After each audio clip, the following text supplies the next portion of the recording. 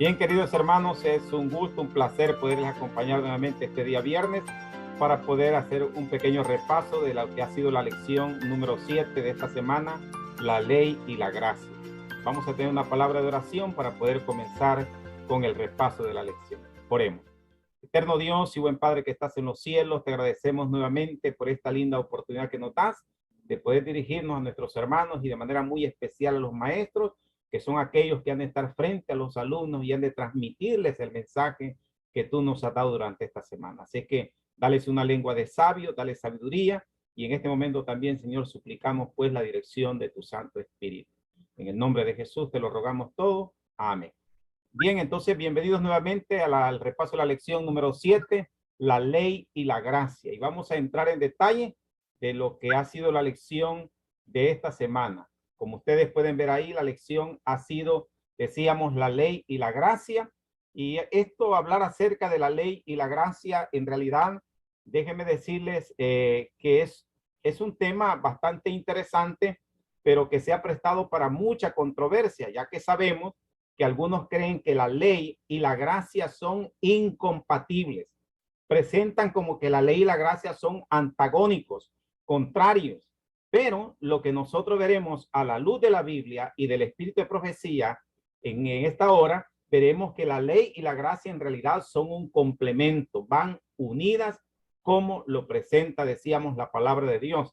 Ahora, yo quiero compartir con ustedes un versículo de la palabra del Señor donde se nos muestra a nosotros que hay una gracia verdadera y hay una gracia falsa. Noten ustedes, la Biblia nos presenta que hay una verdadera gracia de Dios, por lo tanto hay una falsa gracia o se está predicando una gracia falsa.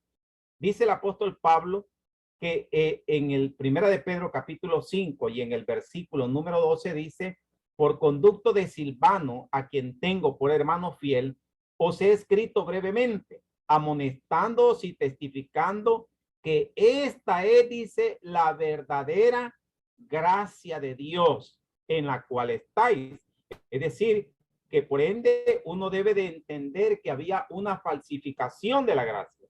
Así como hay una fe verdadera, que nosotros sabemos que la fe verdadera se aferra a las promesas de Dios, cumple las condiciones, reclama las promesas de Dios. La fe falsa no le gusta aferrarse a las promesas de Dios, reclama las bendiciones, las promesas que Dios tiene, pero no cumple las condiciones, lo cual la sierva del Señor le llama presunción. Así que así como hay una fe falsa, hay un día de reposo falso, también existe una gracia falsa versus una gracia verdadera. ¿Cuál es la gracia que se está predicando comúnmente? La gracia que se está predicando comúnmente es que la gracia de Dios, decíamos, es incompatible con la santa ley de Dios, que no tiene nada que ver la gracia con la obediencia a los mandamientos. Ahora, yo quiero que explicarle un poquito a la hermandad y quisiera pues que prestáramos atención en esta parte. La lección nos dice precisamente eso, la idea de la gracia y del evangelio juntos. Dice cuán perfectamente encaja con el mensaje de los tres ángeles. Ya iremos al mensaje de los tres ángeles para que vean cómo se manifiesta ahí. Pero quiero que nosotros notemos algo. Fíjense ustedes que allí en el libro de Apocalipsis capítulo 14 se nos presenta el mensaje del tercer ángel en el capítulo 14, y el primer mensaje del ángel es, dice, vi volar por en medio del cielo a otro ángel. Ese ángel representa, sabemos, a un pueblo que proclama el último mensaje de Dios para la humanidad. Y noten ustedes el mensaje que transmite, el mensaje que da, el mensaje que comparte es, dice ahí, vi volar por en medio del cielo a otro ángel que tenía el evangelio eterno para predicarlo a los moradores de la tierra, a toda nación, tribu, lengua y pueblo, diciendo a gran voz, temed a Dios y dadle gloria porque la hora de su juicio ha llegado. Noten ustedes que dice que ese ángel predicaba ¿qué cosa? El evangelio eterno, es decir, el evangelio que ha sido desde el principio, el evangelio que no varía, el evangelio que no cambia, que ha sido desde Génesis, ha sido el mismo evangelio, no ha variado, porque algunos cristianos, como decíamos en un principio, creen que la ley y la gracia son incompatibles. Y vean ustedes que ellos dicen que antes en el Antiguo Testamento las personas se salvaban por la ley y que en el Nuevo Testamento la salvación es por la gracia. Pero veremos más adelante que el padre de la fe, que fue Abraham, Romanos capítulo 4 dice que Abraham fue justificado por la fe. Pero nosotros encontramos también que a pesar de que Abraham fue justificado por la fe, dice, oyó a Abraham mi voz y guardó mis mandamientos, mis estatutos y mis leyes. Note, fue salvo por la fe, pero como resultado llevó una vida de obediencia. Cuando el mensaje del tercer ángel se proclama, dice que predique el evangelio eterno. ¿Qué es el evangelio? El evangelio sabemos que son las buenas nuevas de salvación en Cristo y que esa salvación es por gracia. Es decir, que el pueblo de Dios debe de predicar el evangelio, debe predicar que la salvación se encuentra únicamente en Cristo y que esa salvación, repito, es por gracia. Pero eso es solo lo que predica el mensaje del primer ángel. ¿Es lo único que debe de predicar la iglesia? No.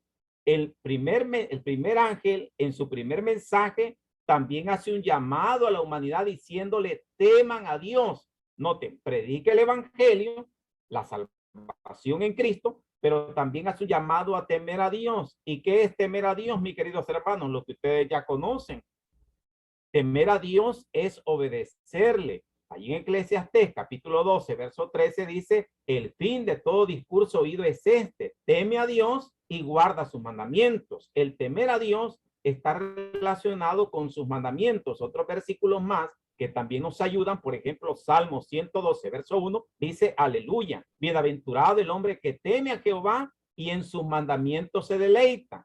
Deuteronomio, que es el libro que estamos estudiando en el capítulo 13, verso 4, dice, a él temeréis, guardaréis sus mandamientos. Y así sucesivamente podríamos estudiar otro verso, donde nosotros vemos que el temer a Dios está relacionado con sus mandamientos. Ahora, regresando al mensaje del primer ángel que la lección menciona, repito, queridos hermanos, ese ángel representa un pueblo y ese pueblo debe de predicar el evangelio, la salvación en Cristo, pero también hacer un llamado a obedecer los mandamientos de Dios. Ahora, no podemos mutilar ese evangelio. Lamentablemente, algunas personas de nuestra propia iglesia quieren predicar solamente la primera parte donde dice el evangelio eterno. Quieren predicar solamente a Cristo. Solamente quieren predicar y no quieren hacer un llamado a la obediencia a la santa ley de Dios. La iglesia debe de cumplir esa misión tal como lo dice la sierva del Señor, que Dios tiene en la tierra un pueblo que está exaltando la ley que ha sido pisoteada y presentando al mundo al Cordero de Dios que quita el pecado del mundo. Ahora, alguien puede decir, ustedes han sacado fuera de contexto, están aplicando que temer a Dios significa la obediencia a los mandamientos. Pero si usted analiza el capítulo 14 de Apocalipsis en el verso 7, que es el versículo que hemos citado, dice teme a Dios. Pero ahora lean el verso número 12, 5 versículos más adelante, menciona que este grupo que aceptó el llamado a temer a Dios dice, aquí está el resultado, aquí está la paciencia de los santos, los que guardan los mandamientos de Dios y la fe de Jesús. Noten que la fe de Jesús y la observancia de los mandamientos van de la mano, como lo veremos también más adelante. Así que ahí está el padre de la fe, creyó Abraham a Dios y guardó los mandamientos, los estatutos y las leyes. Ahora, hermanos, quiero compartir con ustedes lo siguiente. En la Biblia nosotros encontramos, esto es para, digamos, darle una respuesta a aquellos hermanitos de otras denominaciones que creen que el guardar la ley, que el guardar el sábado es incompatible con la gracia de Dios. Ellos creen que si nosotros guardamos la ley, nos hemos desligado de la gracia de Dios.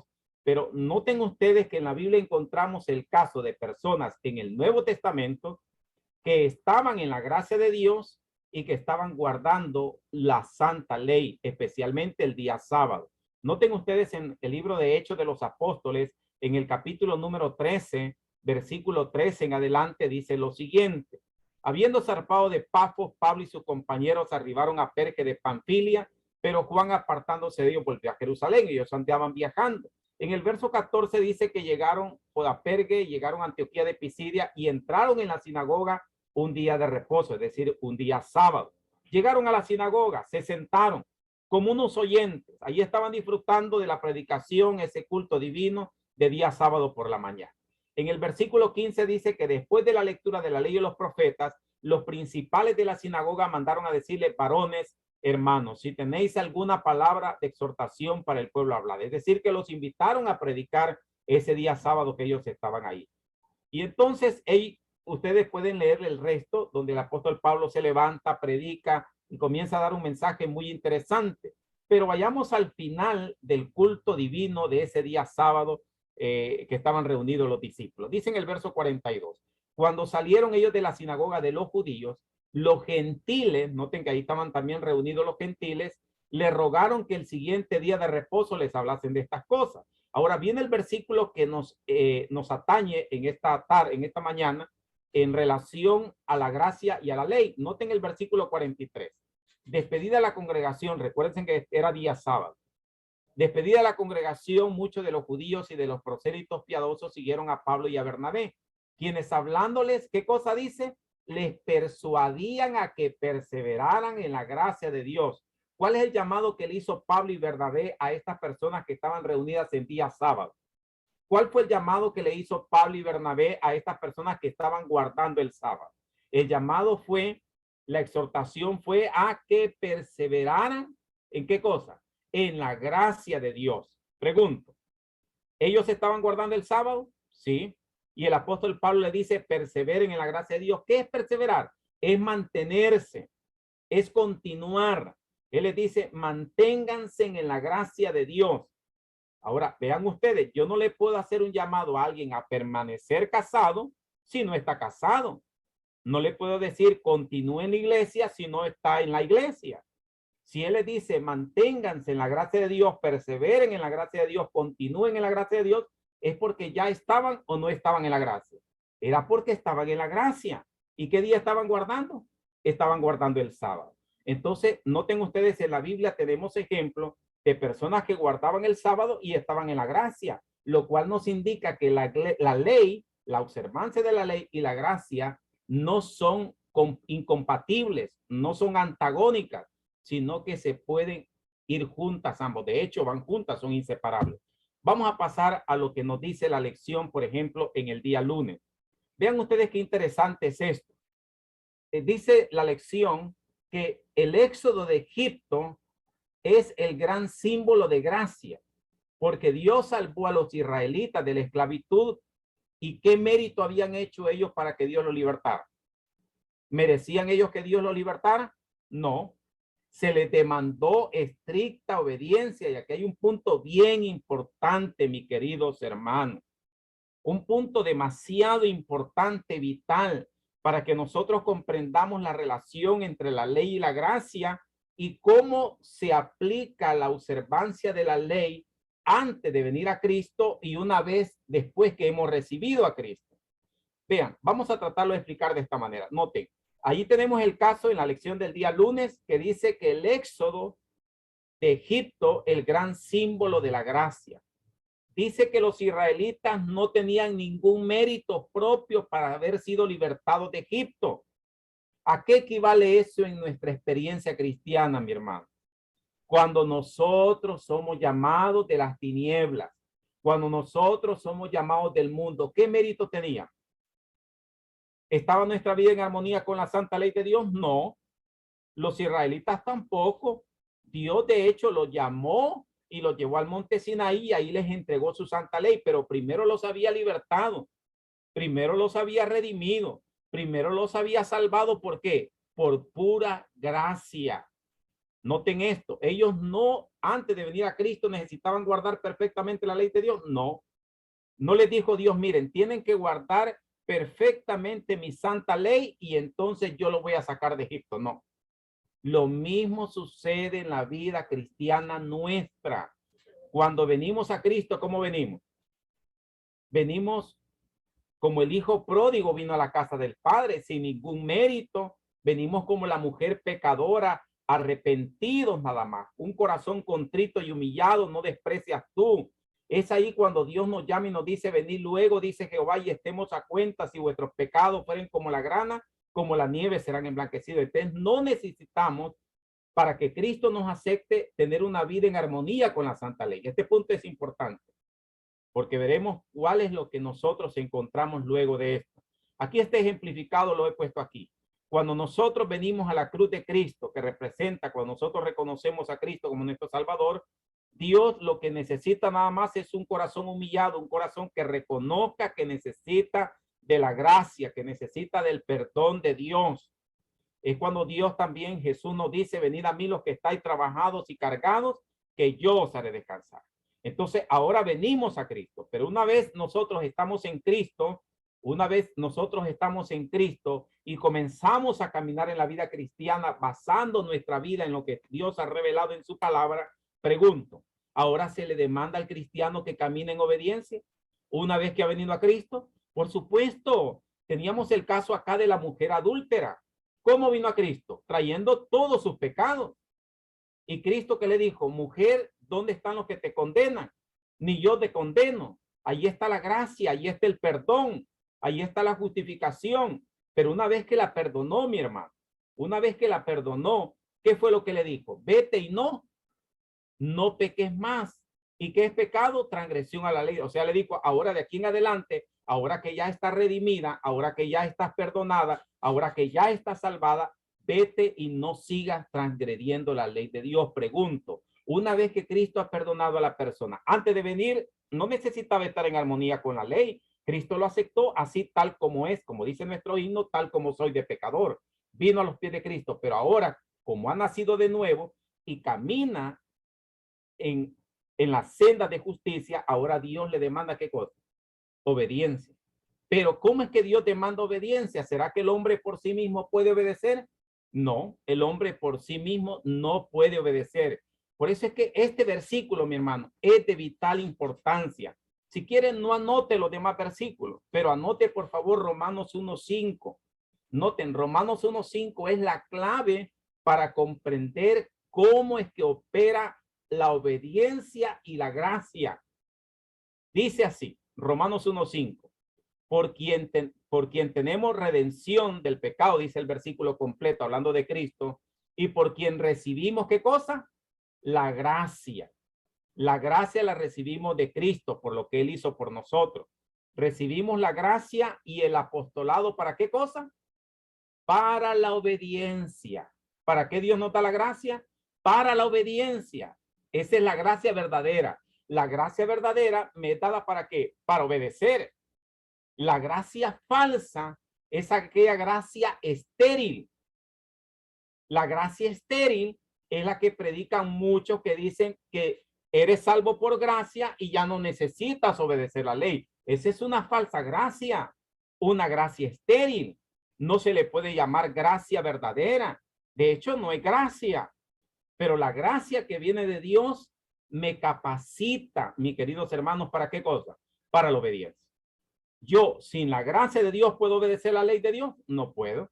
Por eso dice Pablo, el hombre carnal no se sujeta a la ley de Dios, ni tampoco puede. Entonces, ¿quién se puede? Si el carnal no se puede sujetar porque no ha nacido de nuevo, ¿qué decimos entonces del espiritual, del que ha nacido de nuevo? El que está unido a Cristo, hay que aplicarle entonces San Juan capítulo 5, verso 5, 15, verso 5. Cristo dijo, sin mí, nada podéis hacer. Pero si estáis unidos a mí, llevaréis ¿qué cosa? Mucho fruto. Porque la clave es que la gracia de Dios, y aquí hay un punto importante, mi querido hermano, es lo siguiente. La gracia de Dios no solamente me perdona, es un regalo inmerecido, algo que no merezco, sino que la gracia, por decirlo así, disculpen que no encuentre tal vez las palabras adecuadas, pero es un paquete. No es solamente me trae la salvación, el perdón que necesito cuando vengo arrepentido a Cristo, sino que incluye también la gracia, la capacidad para poder llevar una vida de obediencia a la vida cristiana. Amén. No es por esfuerzo humano. Ahora, noten ustedes que ya en la vida cristiana, si cuando Cristo venga, cuando Jesús venga por segunda vez, si el cristiano no se encuentra en obediencia, pregunte, estoy hablando de cristianos, si el cristiano no se encuentra en obediencia, ¿se podrá salvar? ¿Podrá entrar en el reino de los cielos si su vida no está en armonía con la santa ley de Dios? Ahora, quiero regresar a algo. Cuando nosotros somos encontrados con Cristo así, inmundos, sucios, cuando venimos a Él por primera vez a los pies de Cristo, ahí se efectúa lo que nosotros le llamamos justificación o el perdón. Justificación. Cuando el cristiano nace de nuevo después de la justificación, ¿qué proceso sigue? La santificación. La santificación es que por la gracia de Dios mi vida debe de estar en armonía con la santa ley de Dios. Y luego de justificación, santificación, ¿qué viene? La redención.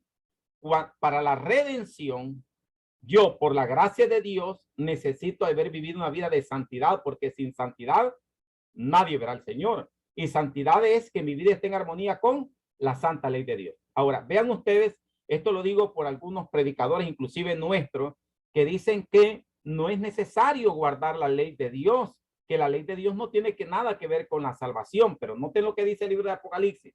Dice, bienaventurados los que lavan su ropa o que guardan los mandamientos, dice en la versión antigua, para tener derecho al árbol de la vida.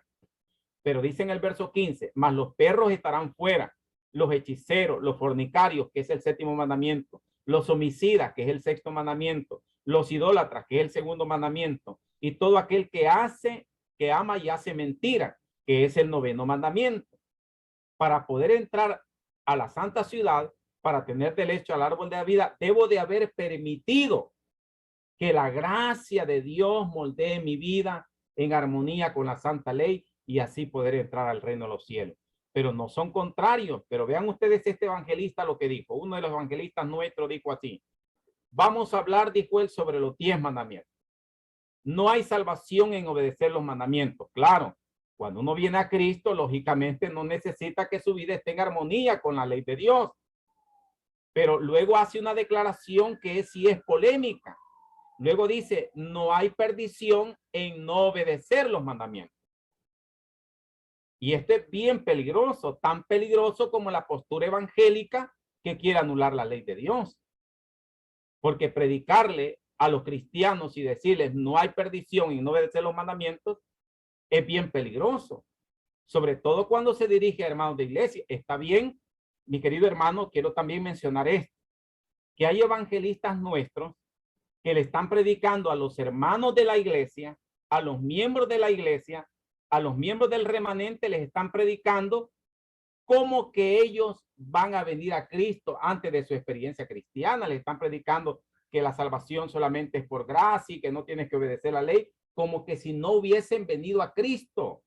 Están reduciendo el evangelio a San Juan 3:16 y predicándole ese evangelio a los que ya han nacido de nuevo.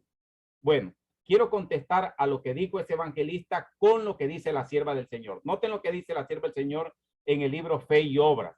Si bien debemos estar en armonía con la ley de Dios, noten ustedes, no somos salvados por las obras de la ley. Eso lo entendemos claramente, que no somos salvos por gracia, pero no somos salvos por las obras de la ley. Sin embargo, dice, no podemos ser salvos sin obediencia. Noten ustedes que claro. ¿Por qué?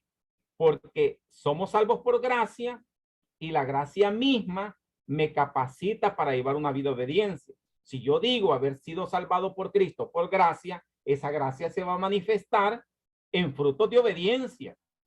La ley es la norma por la cual se mide el carácter, sigue diciendo la sierva del Señor. Pero no nos es posible guardar los mandamientos de Dios sin la gracia, ¿qué cosa? Regeneradora de Cristo. Entonces, ¿cómo se puede guardar los mandamientos? Solamente por la gracia. ¿Y qué es la gracia? El don inmerecido.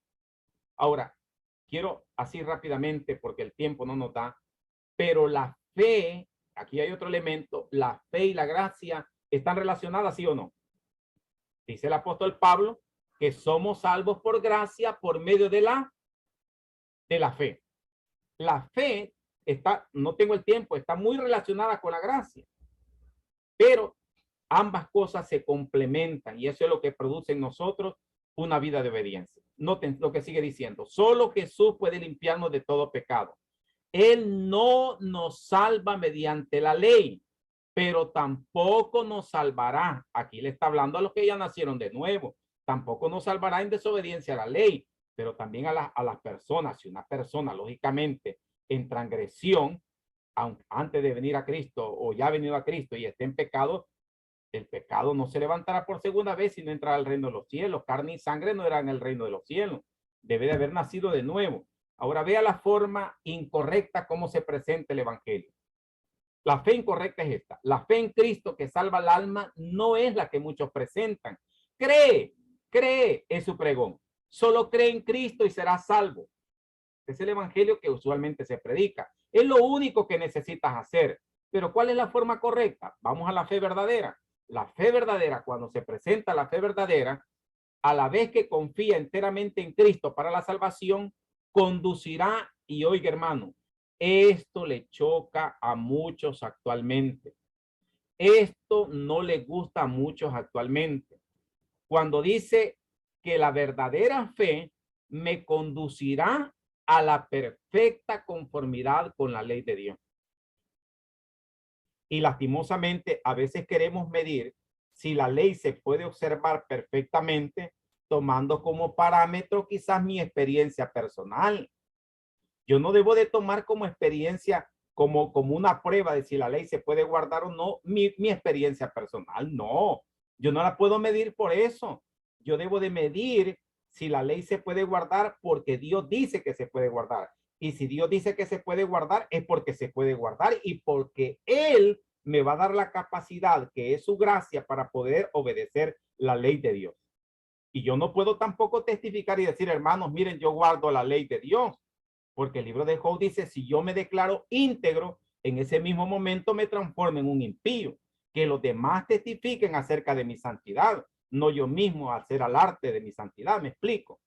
Pero lo que dice ahí es que la ley se puede guardar. Que yo no la guarde es una cosa, pero que Dios tiene hombres y mujeres fieles que lo van a hacer y lo están haciendo. Eso es lo que Dios ha dicho en su palabra. Ahora, el que dice yo le conozco, dice Juan, y no guarda los mandamientos, el tal es mentiroso y la verdad no está en él. Y noten lo que dice la sierva del Señor que comenta. En vez de eximir al hombre de la obediencia, la fe, y solo ella nos hace participantes de la gracia de Cristo. Note que la gracia viene como resultado, según esta cita, por la fe. ¿Y qué es la fe? Fe es confianza.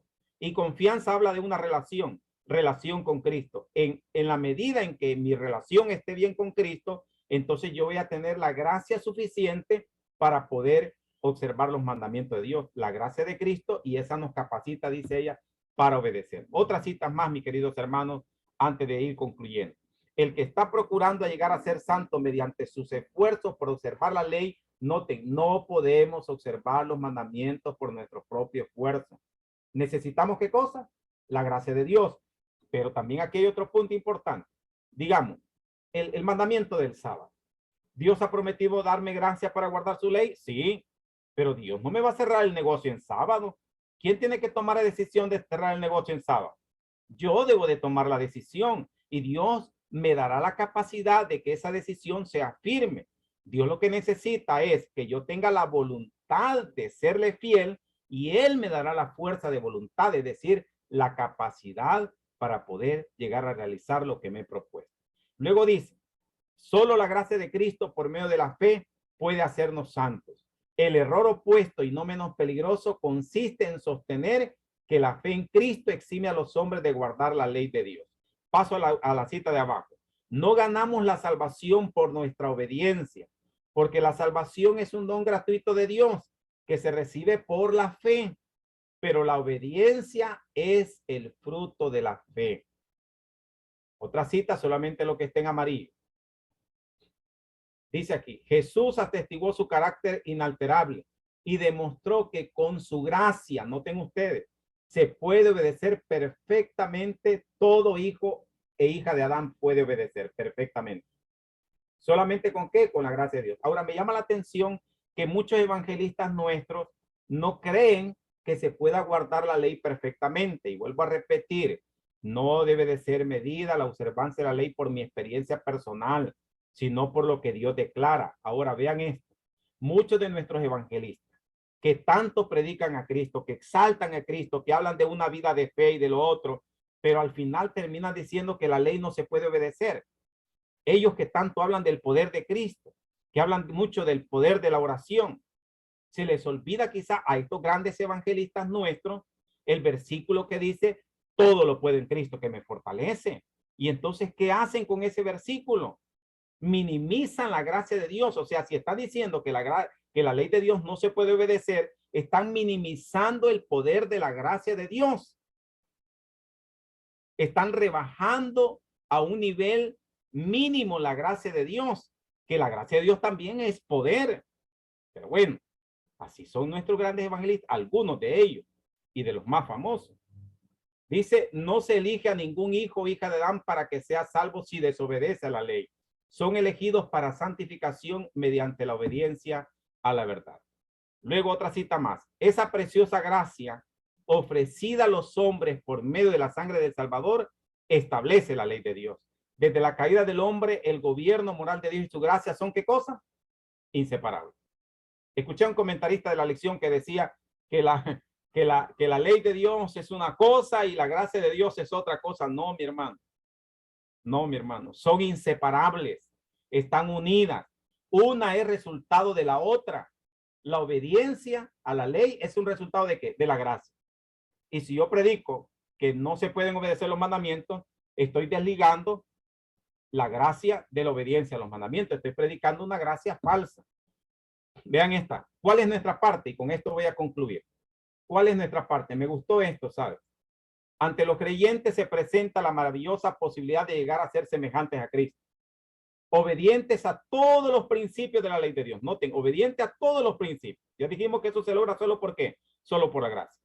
Por sí mismo el hombre, y recalca nuevamente, es absolutamente incapaz de alcanzar esas condiciones. Si nuestra vida no está unida a Cristo, hermano, por demás que tratemos de obedecer, no lo vamos a hacer. La santidad que según la palabra de Dios debe poseer antes de poder ser salvo, noten ustedes, es el resultado del trabajo ¿de qué? De la gracia divina sobre el que se somete en obediencia a la disciplina y a las influencias refrigeradoras del Espíritu de verdad. La obediencia del hombre puede ser hecha, ¿qué cosa? No le gusta a alguno. Hecha perfecta únicamente por el incienso de la justicia de Cristo, que llena con fragancia divina cada acto de acatamiento.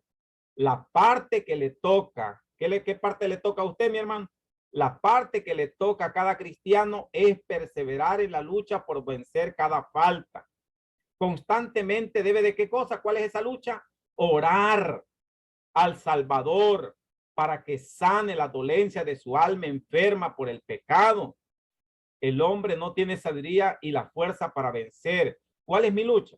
Decirle, Señor, yo no puedo obedecer este mandamiento. Yo tengo problemas con la obediencia en este mandamiento. No lo puedo obedecer. Pero, Señor, dame de tu gracia. Tu poder se perfecciona en la debilidad. Ayúdame a vencer. Y entonces Dios que ha prometido darnos la victoria. En Cristo Jesús, que dice la palabra de Dios, somos más que vencedores. Así que, mis queridos hermanos, he querido compartir así, a grosso modo, esto que en resumen podríamos decir que no debemos de divorciar la gracia de la obediencia, sino que la obediencia a la santa ley de Dios es únicamente posible por la gracia que Dios nos otorga, y esa gracia nos es dada en abundancia, y en la medida en que nuestra relación con Cristo esté bien, entonces me recuerda esto a una cita antes de que nos despidamos, una cita de la sierva del Señor que dice de la siguiente manera. Dice ahí que cuando conozcamos a Dios, como es nuestro privilegio conocerle, nuestra vida llegará a ser una vida de continua obediencia. Noten, la clave está en conocer a Cristo. Nuestra vida llegará a ser una vida de continua obediencia y el pecado llegará a sernos odioso. Que el Señor les bendiga y que la gracia de Dios nos acompañe en todo momento. Esa gracia que nos capacita, que nos da la salvación y al mismo tiempo nos capacita para obedecer, para un día encontrarnos con Cristo Jesús cuando descienda en las nubes del cielo. Que el Señor les bendiga en abundancia. Un fuerte abrazo. Bendiciones. Hasta pronto.